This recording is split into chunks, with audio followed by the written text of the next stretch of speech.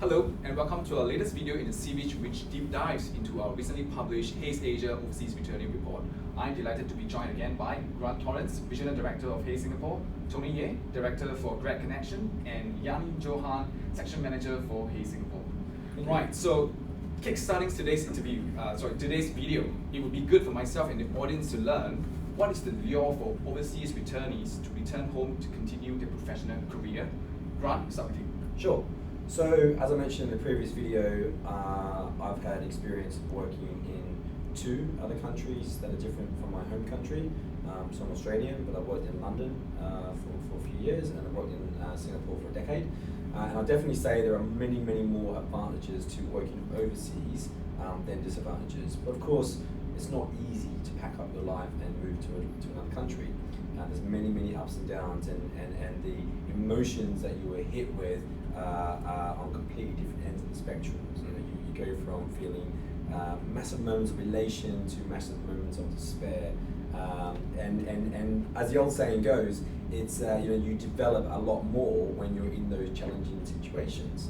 And ironically, the ups and the downs and the challenges and the achievements and the excitement and the despair that you have to toy between when you're living overseas, it's those skill sets that you develop to tackle those high and low emotions is similar to what employees want here. Those sorts of strengths and those sorts of skills.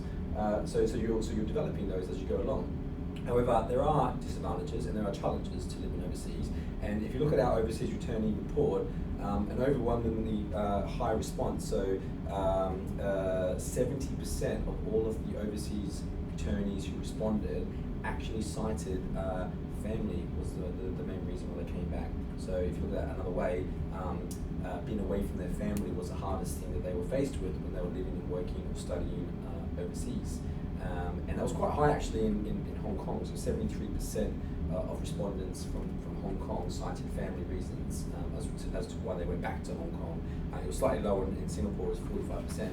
And if you think about the Asian culture, that's probably not surprising because that sense of familial duty is quite embedded in the Asian culture. Now, where I come from in Australia and probably similar markets like the UK and the US, it is not unusual for someone at the age of 20 to 25 to pack up and leave their family and go to another country. It's pretty less common in Asia, and it's probably a road less traveled, and those people who are taking that road less traveled are really finding the sense of familial duty and maybe stepping away from that. They're finding that as the main challenge to deal with, hence that is the main reason why they're coming back. Mm-hmm. And obviously to you, Yani, does any of what Grant mentioned resonate with you, in terms of why you returned to Singapore? Yeah, certainly does. I again share the sentiments of that obviously challenge in being away from my family, as it's been quite difficult when I was away. But I guess the bigger reason as to why I made a decision to relocate back was because of my continued personal professional development. Asia certainly presents a more vibrant and exciting opportunity for business at this point. Singapore is highly regarded as being in the forefront, only behind two countries like the US or the wider Europe, in areas like banking, digital technology, design and innovation. So for me, combined with that, I guess, feeling of familial duty, the wider reason of actually wanting to take advantage of the market, the growing market here, in order to pursue my personal professional growth. Yeah, and I mean, Yani's certainly not alone. That was actually the second most common reason that our respondents gave, coming back for professional reasons, career development. So 34% of our respondents indicated that was the reason why they decided to come home. So the family reason was overwhelmingly the highest at 70, but a chunky 34% said that it was to progress in and develop their career. And the third highest at 32% was that the lure of the lifestyle and the culture of their home country, which is too much, and hence they want to go back. Okay, and Tony then, I mean, have you in your time with Grad Connection saw anything different from what Grant just said? No, I completely agree with both what Grant and Yani said as well. So it's actually quite interesting for me because obviously myself is a returnee as well, right? Okay. But obviously we started our business, started Grad Connection in Australia, and 3 years after we ran it, we become #1 in Australia, and that's when we decided to expand to Asia. So I basically took the idea and expanded our platform to Hong Kong, Singapore, and I'm based in Shanghai now as well. And obviously one of the key reasons why I'm based in Shanghai is because I'm actually from Shanghai originally. So that's how I can be closer to my family, and obviously it's easier for travel around the Asia region and that kind of thing. But also I think the second reason Grant and Yani mentioned is actually becoming more and more popular in a way because in Asia there's so much opportunities. There's so many opportunities for not just fresh graduates but also for experienced hire, and there's lots of companies that having hubs in Asia these days as well that obviously help them for their personal career development, and also there's more opportunities, and especially a lot of the startup chosen to be in Asia now, especially obviously you guys see like Grab is one of the top 10 sort of startups now around the world, and then obviously working for them is something to be very, very cool, or obviously it's very good for attractive in a way as well. And obviously in China there's so many startups now as well, especially after the giant Alibaba and Tencent and Baidu starting their own BAT, what we call it over there. So there's a lot more company like this, and it's very attractive. So for younger talents to come back to Asia as well. So being attracted to bigger brand names like what you just mentioned. Right? Yeah. And it's not always pull factors that convince people to leave and return home. There's also push factors as well. Sometimes you just feel like you've probably taken things as far as you could possibly take them in that country, and I put myself in that category. The reason why I left London to come to Singapore is I just felt like I'd gone as far as I could in London. Wasn't ready to return home, but wanted to go somewhere else to continue that momentum elsewhere. And sometimes people just don't settle as well. You may have gone to the country, big sense of excitement, things are going really well. Maybe a year later, you've just got that feeling in your stomach that you just haven't settled as well as what you thought you probably would have after that amount of time. And I wouldn't say that pulling out of your plan and returning home means that you're regressing in your career in any way. I'd argue the fact that if you just feel like you're not settling, therefore you probably can't succeed properly at your career, because you've got to be settled, you've got to be happy in order to succeed.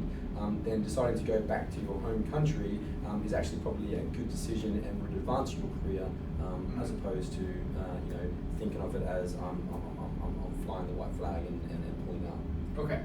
Yeah, sorry, just want to add a little bit more on top of that as well. So it's actually quite very interesting that you mentioned that, because in the area of Grad Connection space, because we see tons of overseas returnee students, who are Asian nationality students who study in Australia, UK, US, or Canada, and a lot of time the reality is that as much as they wanted to stay, there's visa issues, there's work rights issues where they were basically forced to go back to Asia and work as well. But I mean, obviously it's not necessarily a bad thing like what Grant said, because it could be a better opportunity for them back home, because they are bringing back the knowledge and the cross-cultural awareness and that kind of thing. So yeah, but just wanted to add that. Yeah, and I've experienced that myself being in Australia with the guest changes in regulation with obviously working visas and in Australia in this instance.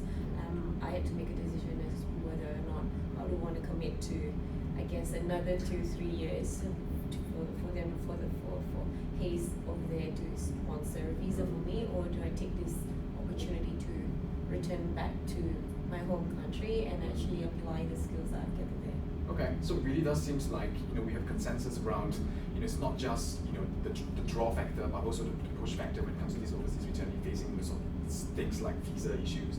But that doesn't necessarily mean that they're coming back home is a bad thing. No. Yeah.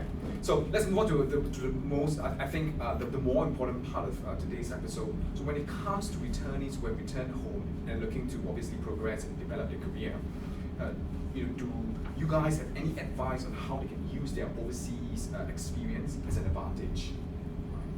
Yeah, I mean, of course, it's the old saying that if you fail to plan, then you're planning to fail, and that is the case when you're looking for a job, whether you're overseas or not. The first thing you need to think about is, have you done enough research on your home country to ensure that your expectations are in line with the reality that's going on in that situation. So as I mentioned to you before, one of the biggest challenges that overseas returnees have is the mismatched expectations with regards to salary. Okay, so we talked about the fact that employers are willing to pay a premium for overseas returnees, but despite that, there is still that mismatch. Now, different countries are more willing to pay premiums for overseas returnees. So if you're working overseas, doing a bit of research on your home country, understanding, maybe looking at our report and understanding just how willing were organisations towards paying a premium. Now, if you're in that category where it's only sort of 30-40%, then that should factor into your expectations. Okay. The second thing would be, do you want to come over here and do face-to-face interviews? If you're in a very competitive candidate market, being overseas and having interviews via Skype may put you slightly behind those local applicants that can do face-to-face interviews. Okay. Now, if that's not possible and you have to do a Skype or some kind of distance interview, then you need to put some time into preparing yourself for that. Okay, so you're going to have to look at your profile, making sure that there's none of those banana skins on your profile, like your profile image or your status updates. Make sure that they're looking professional. Make sure that you're in a quiet room where you're not going to be distracted or interrupted, and also ensure that the connection for the interview is good, because nothing's going to derail your interview process than the interview connection. The web connection dropping out. And also think about all those skills that you've acquired when you've been overseas that we talked about before, particularly around the cross-cultural awareness, or the language and communication, or the different perspectives on businesses, or the overseas commercial experience. Those skills that you think are going to give you an edge over maybe candidates that have only worked in the domestic market, think about how you're going to intertwine those experiences and those skills into the answers that you're giving when you're being interviewed. Okay, so you can kind of think about, okay, this is the core competencies that I need for this job. When I answer those questions around these core competencies, I'm going to use my real life experience to answer that question. The final thing I'd say is, if you look at our report, you'll see that there's a couple of methods that organisations in Asia are using when they decide that they want to open up their net to capture overseas returnees. Okay, and the two biggest ones were recruitment agencies like Hays, because we are known as a good middleman, or a good conduit between local-based organisations and overseas returnees due to our international network. And the second one was LinkedIn. So a lot of our organisations across Asia are actually going onto LinkedIn to look for overseas returnees. So again, if you're overseas looking to come back, then you'd probably look at that and think, am I active on LinkedIn? Is my profile up to date? Have I put all of my newly acquired skills into my profile as well? And have I marked myself as being open to overseas or relocating back home? Well, thanks, Grad. And one for you, Tony. So, is there anything that organizations could do to make it, sort of more enticing for returnees to leave wherever they are in the world? Essentially, because they are giving up everything and continuing, their working career back home. Yeah, definitely. I think, it's not just about what the organization could do, but it's almost like what the organizations could be. They could be attractive on its own. So, as I mentioned, there's so many big startups or, bigger companies now in Asia, across the region, that's attractive enough on its own for those talents to come back. So it's not about how much I wanted to do specifically to attract those returning talents, but if I'm strong enough, I would draw the attention from those talents naturally. Right? And then also, I think in a way as well, there's something that we came across a lot of time, that is because obviously we're involved in the more sort of fresh graduate recruitment sort of market. When we talk to employers, obviously what Grant mentioned is that the salary expectation in the sort of beginning might be lower than what they thought they could get back home. But we chatted to a lot of employers where they actually say, hey, potentially the starting salary is not as high, but the career progression is way faster in a way compared with another local peer or local talents doing the same position.